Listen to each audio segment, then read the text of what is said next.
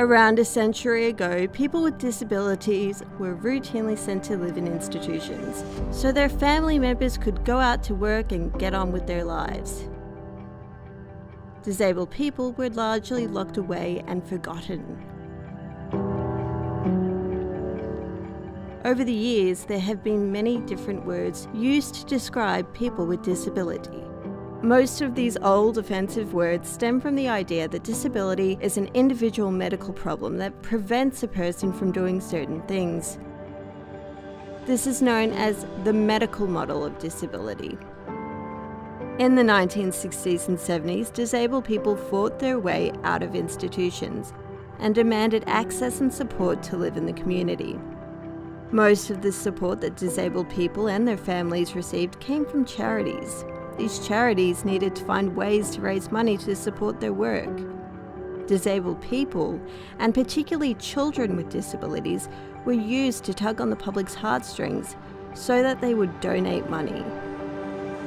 The depictions of people with disability in the media, in the name of fundraising, were not very dignified. Disabled people wanted greater inclusion and rights, not charity. They developed a different way of understanding disability that became known as the social model of disability. This model asserts that instead of an individual's impairment being at fault, the real causes of disability are the barriers to access that prevent people with impairments from fully participating in society. This gentleman has just pointed out that he'd like to catch a train or a tram. It's exactly what the people here in wheelchairs want to do.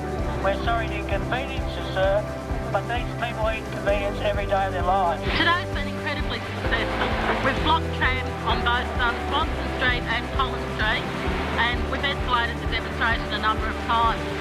Basically, we have widespread public support, and we've attracted the attention to the lack of wheelchair access to the Melbourne Metropolitan Tram system.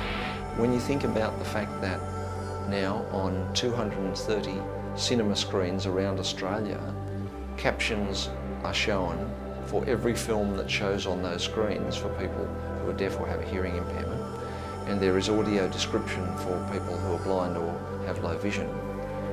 When you think about the number of buildings which are now becoming more accessible because of the access to premises standards, you think about bank ATMs and internet banking and telephone banking. After years of hard work by disability advocates around the world, the United Nations Convention on the Rights of Persons with Disability was adopted in 2006. Article 1 of the UNCRPD states that its purpose is to promote, protect and ensure the full and equal enjoyment of all human rights and fundamental freedoms by all persons with disabilities and to promote respect for their inherent dignity. Australia is a signatory to the UN Convention on the Rights of Persons with Disability, and it also has its own laws to protect people with disability.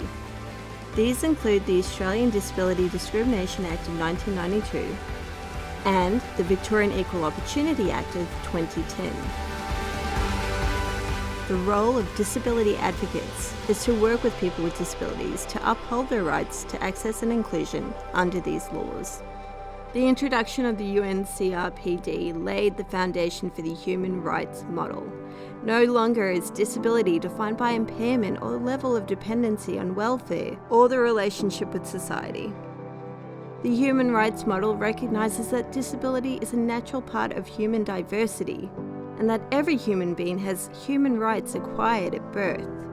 These rights are universal and apply to social, political, economic and cultural life.